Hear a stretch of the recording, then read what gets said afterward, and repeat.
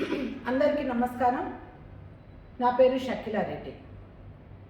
ఈరోజు ఆంధ్రప్రదేశ్ రాష్ట్రానికి ఒక కొత్త ఫ్యాక్టరీ వస్తుంది అనే ఒక సందేహానికి నేను ఒక చిన్న విశ్లేషణ చేస్తాను. టెస్లా ఫ్యాక్టరీ అనేది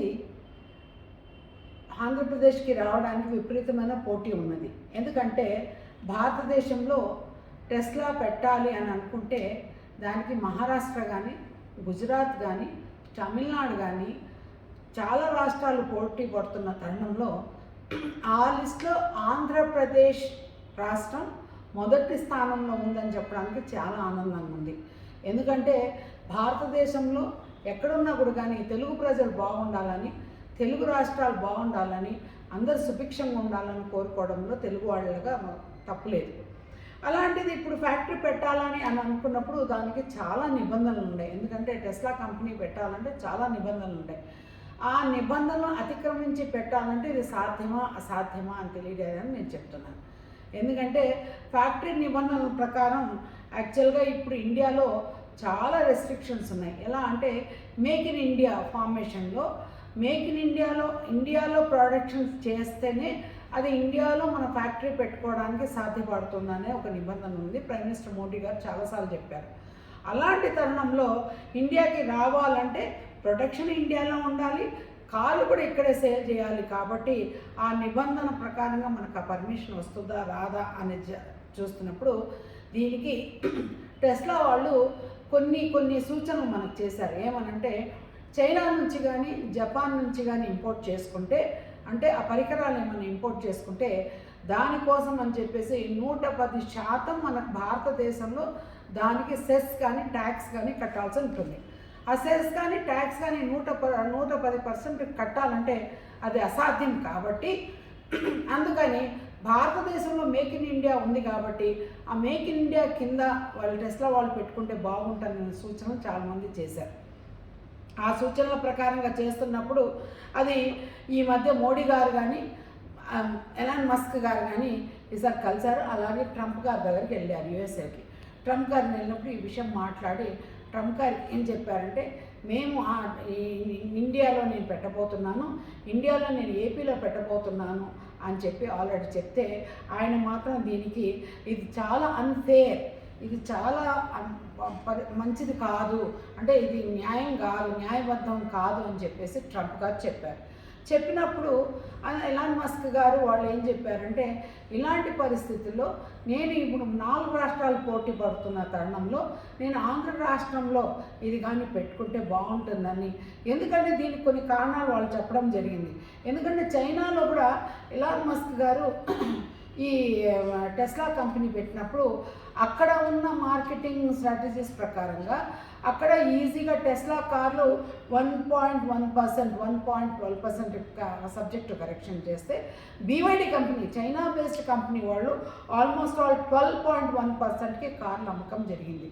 అందుకని ఎలాన్ మస్క్ విపరీతమైన నష్టం వస్తుంది. కాబట్టి ఆయన ఇప్పుడు అక్కడున్న కాంపిటీషన్, మార్కెటింగ్ స్ట్రాటజీస్ ప్రకారంగా అక్కడున్న కాంపిటీషన్ తట్టుకోలేక అది ఇండియాకి షిఫ్ట్ చేసి ఇండియాలో కానీ ఆయన మార్కెటింగ్ చేయాలనే ఉద్దేశంతో చాలా ప్రయత్నం చేస్తున్నారనమాట. ఇలాంటప్పుడు ఆయన చెప్పారు, ఎందుకంటే మహారాష్ట్ర కానీ, గుజరాత్ కానీ, తమిళనాడు కానీ, ఆంధ్రప్రదేశ్ కానీ వీళ్ళందరూ కానీ చేశారంటే ఇప్పుడు ఆల్మోస్ట్ గుజరాత్ అంటే ప్రైమ్ మినిస్టర్ గారి స్టేట్ హోమ్, ఆల్రెడీ గుజరాత్కి బుల్లెట్ ట్రైన్ ఉంది, మహారాష్ట్రకి ఆల్రెడీ ఆటోమొబైల్స్ కానీ ఇవన్నీ ఇండస్ట్రీస్ చాలా ఉన్నాయి. అలాగే తమిళనాడులో కానీ చూస్తే BMW ఉంది, ఫోర్డ్ ఉంది, అలాగే మీరు కానీ చూస్తే ఇంకా వేరే కంపెనీస్ చాలా ఉన్నాయి. కాబట్టి తమిళనాడు కూడా చాలా కంపెనీస్ వచ్చినాయి. కాబట్టి ఆంధ్రప్రదేశ్ ఈ మధ్య విభజన అయిపోయి ఆంధ్రప్రదేశ్ రాష్ట్రం చాలా వెనుకంజం పడిపోయింది. కాబట్టి అలాంటి రాష్ట్రాల్లో ఇటువంటి కంపెనీలు వస్తే ఉద్యోగాలు కానీ ఉపాధి కానీ చాలా బాగా వస్తాయని చెప్పేసి అందరూ అనుకుంటున్నాను. ఎందుకంటే టెస్లా వాళ్ళకి ఆంధ్రప్రదేశ్ వాళ్ళు ఇచ్చిన కనెక్టివిటీ ఏమంటే, మీరు ఇది కానీ ఇస్తే మీకు కానీ ఆంధ్రప్రదేశ్కి వస్తే మీకు పోర్ట్ కనెక్టివిటీ ఎక్కువ ఉంది. అంటే సముద్ర తీరాన మీకు ఇంపోర్ట్ చేసుకోవడం కానీ వెహికల్స్ కానీ రెడీ చేసుకోవడం కానీ 974 కిలోమీటర్ల పోర్ట్ కనెక్టివిటీ ఉంది కాబట్టి మీరు ఇటువంటి కార్లు తీసుకోవచ్చు. దట్టు ఇంకొక మార్గం ఏమిటంటే 60% of the electric cars are just bought by South Indians అన్నమాట. అందుకని ఇలాంటి తరుణంలో ఆంధ్రప్రదేశ్ కరెక్ట్గా ఉంటుందని చెప్పేసి వాళ్ళందరూ చెప్పడం జరిగింది. 2014లో కూడా చంద్రబాబు నాయుడు గారు ప్రయత్నం చేశారు. 2024లో లోకేష్ బాబు గారు వెళ్ళినప్పుడు మాత్రం ఆ కంపెనీ వాళ్ళతో కలిసి ఇది చాలా బాగుంటుంది, ఆస్టిన్లో కలిసిన ఫైనాన్స్ మినిస్టర్స్ కూడా టెస్లా కంపెనీ ఆంధ్రాలో పెడితే బాగుంటుందని చెప్పారు. ఎందుకంటే ఎలాన్ మస్క్ గారు కూడా ఆలోచించుకొని ఏం చెప్పుకున్నారు, ఇది చైనాలో పెడితే వేరే వేరే ప్రాబ్లమ్స్ వస్తాయి కాబట్టి ఇండియాలో పెట్టుకుంటే హాయిగా ఉంటుంది, సుంకాన్ని కూడా వాళ్ళు తగ్గించుకోవచ్చు, పోర్ట్ కనెక్టివిటీ ఉంటుంది, ల్యాండ్ అక్విజిషన్ ఈజీగా జరుగుతుంది. అలాగే ల్యాండ్ అక్విజిషన్ కాకుండా అక్కడ మాత్రం ల్యాండ్ ప్రొక్యూర్మెంట్ చేసి రెడీగా ఉంది కాబట్టి ఆంధ్రప్రదేశ్ గవర్నమెంట్ దీన్ని ఆహ్వానిస్తుంది కాబట్టి ఆయన కూడా రావాలని కోరుకుంటున్నాను. ఎందుకంటే ఇక్కడ ఒక్క పాయింట్ చెప్పాలనుకున్నాను.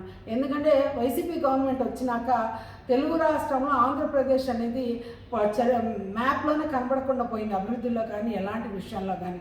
అందుకని చంద్రబాబు నాయుడు గారు వచ్చినాక ఇటువంటి ఫ్యాక్టరీస్ కానీ వస్తే అందరికీ ఉద్యోగాలు కానీ ఉపాధి కానీ రాష్ట్రం డెవలప్ అవ్వడానికి అవకాశం ఉంటుంది కాబట్టి, అలాగే ఇది కానీ చూస్తే గతంలో కూడా కియా మోటార్స్ తెచ్చిన ఘనత చంద్రబాబు నాయుడు గారికి దక్కింది కాబట్టి ఆ ప్రదేశం కొంచెం అభివృద్ధి చెంది అందరికి ఉద్యోగాలు ఉపాధి వచ్చింది కాబట్టి ఇలాంటి తరుణంలో వస్తే బాగుంటుంది.